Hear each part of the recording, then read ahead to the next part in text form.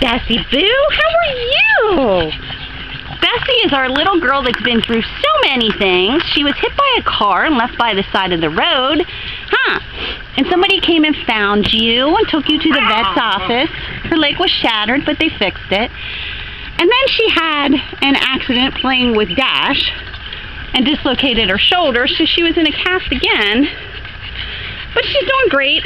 She doesn't mind anybody. Very laid back.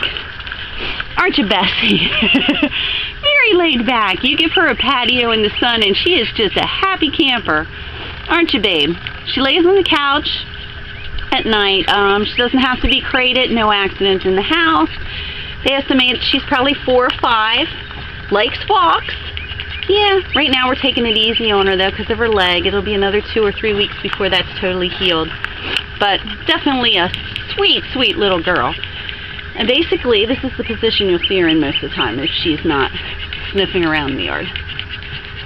Can you say goodbye, Beth? Huh? Can you say goodbye to the people? Say bye-bye! Say bye-bye! Good puppy. Yes, you are the bestest little puppy. I know. You know Mommy loves you. Yes, you know the mom loves you. All right. Bye-bye.